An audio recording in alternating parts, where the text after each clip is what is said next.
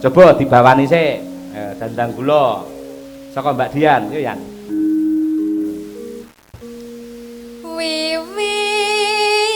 Wiwitane Ya. Handerek sang pekik Neh. priya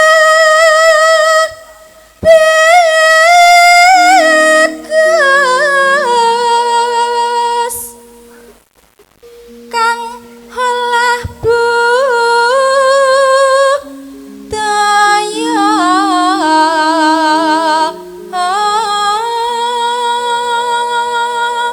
Oh, cara bal-balan jare oper. Lah ya. Mbak Wanda. Nano. Sowan menyang kutha gedhe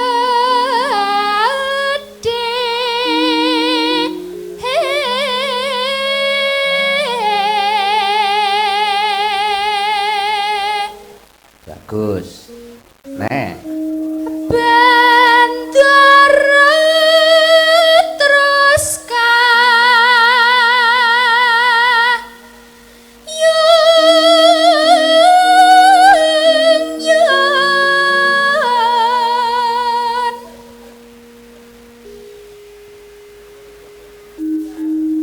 Ayo.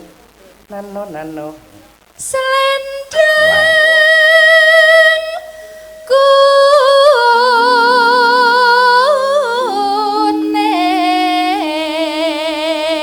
kuning Nano.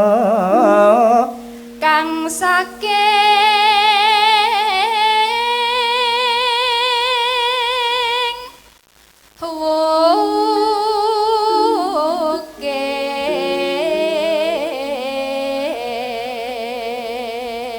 wukir. Aku ora sengaja sing tak dekne cah loro kabeh kok pacangane pengendang ya. Ah iya, Yo sampean genti nduk Dian. Swara kurang pramana ning wases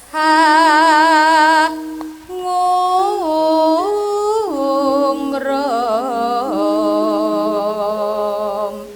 Nah Yan.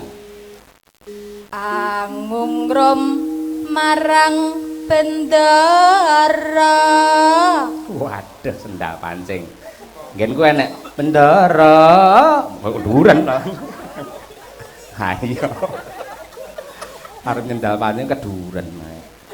Neno. Biasu Lestya pijer ngincangake halis Bareng berdua masuk. Ayo. terus tresno sesidema.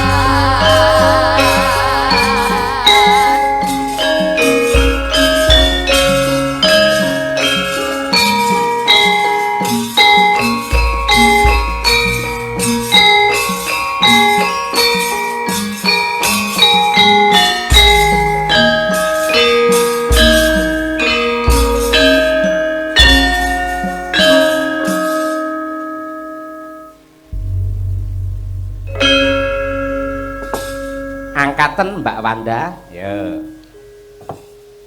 Luweh becik paten timbang ora bisa.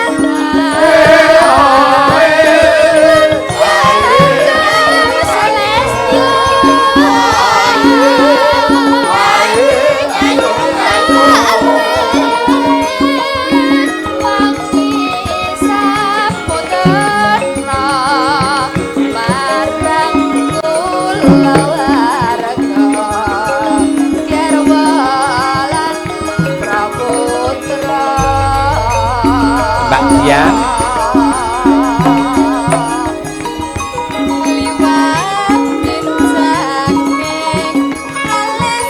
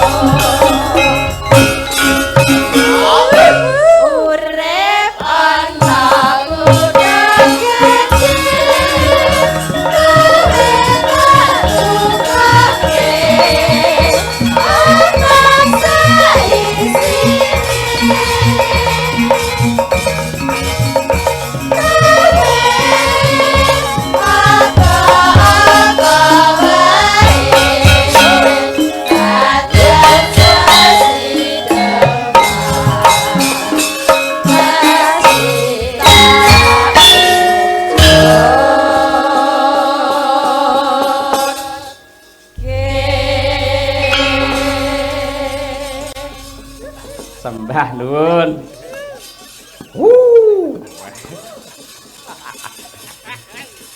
Nggih. Jumbo kalian ngendikanipun Pak Widodo kala wau bilih pagelaran dalu menika ugi dipun live streaming lumantar YouTube ya Kuntadi channel. Mliginipun kagem warga masyarakat Ngelo Njendi Silogiri mriki ingkang tresna kalian kabudayan mliginipun kula sak kanca Madangkara.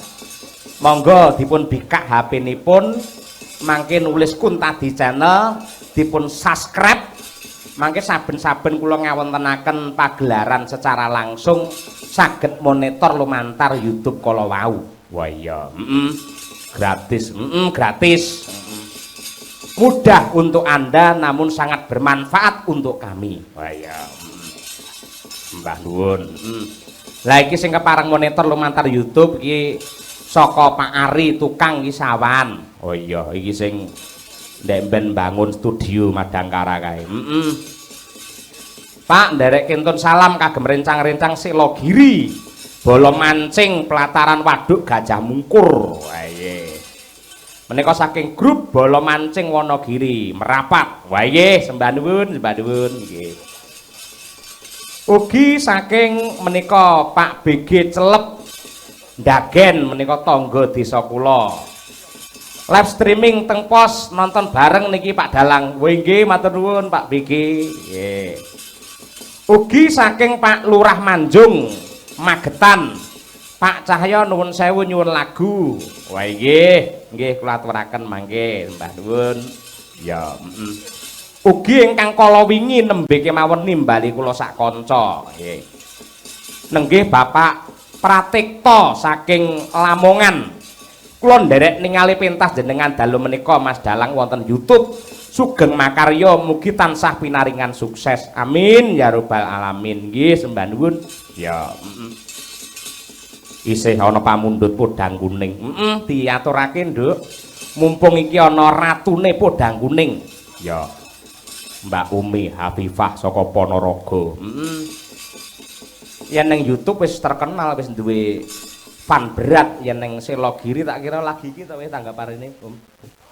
Nggih, Pak. Heeh. Nah, men dikenal karo piyayi kene njajal sampean jumenenga. Ayo. Coba kaya apa? Umi Hafifah tumpake sepur. Oke, dados.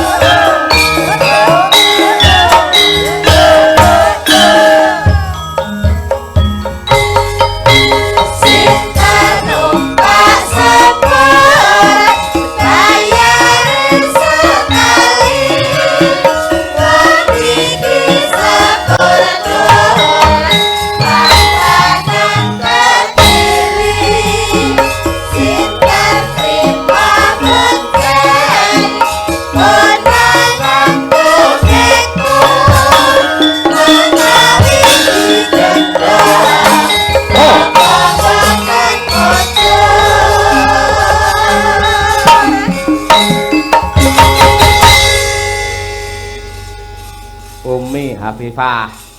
Kuwi lho dipundhut karo Pak Bambang. Nah, Sadriyanto ngersake podang kuning. Nah, kaya ngono kuwi piyayi kene njajal ta kowe nyuno prisa wis nate mirsani kula napa dereng Pak? Lah wis nate kan awakmu luwih pede ngono lho. Ayo ndang. Bapak Ibu sampun nate mirsani kula napa dereng? Dereng. Urung ya wis lungguh neh lek ngono kowe. Ya ora, mula gandeng rong-roh saiki diweruhke men pirsa. Oh iya. Ya coba kaya apa? Tanjake ya, Mak. Menika nembe kemawon lulus saking SMK 8 utawi SMKI Surakarta. Sak menika sampun ketampi wonten isi Surakarta jurusan karawitan. Wah iya bocah ya berprestasi. Nilaine ya apik. Ha iya, Aku yang gumun bocah ra tau sinau kok nilainya iso becik. Ha iya. Wis pancen bocah cerdas iki kaya ngono kuwi. Sok-sok iki karomah saka Gusti Allah ki tanpa sinau ning iso ki ana nduk. Kuwi jenenge ilmu laduni. Yen ra percaya kowe nyuwun prisa karo Mas Dani. Tanpa sinau kok pinter kuwi jenenge ilmu laduni. Ya. Ra duwe bojo kok ngendhok kuwi berarti pitik horen. Lah ngono. Ngono kuwi. Ya dibawani coba. Nggih. Asmarandana Podang Kuning. Ya. Nadyan wujud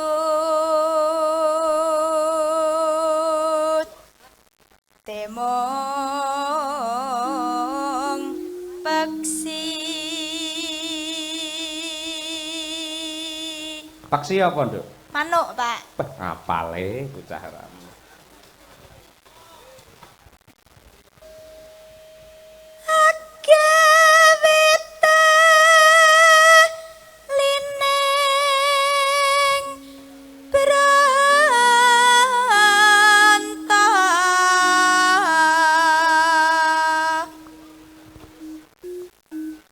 Halus manis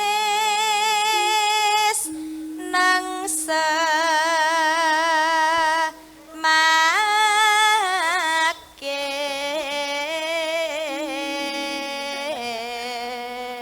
Ora elok ngene iki. Podang Kuning metu bareng karo metune sego lho.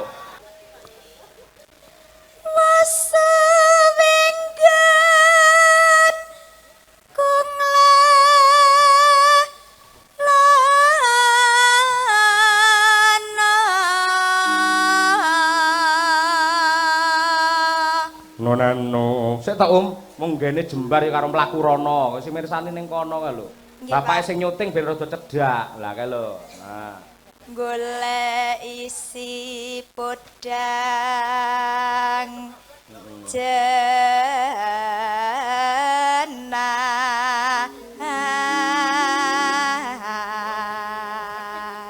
Apa kok balik? Ten tukang syutinge balik. Walak niki, Pak. Iya. Mergo ketutupan cagak. Nggih. Ha iya, semelang lek awakmu tekan pawon malan kok. Iya. Iba bunga henga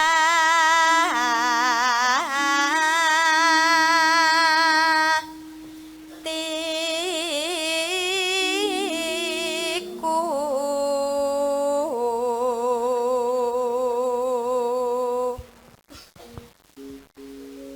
nyanding bisa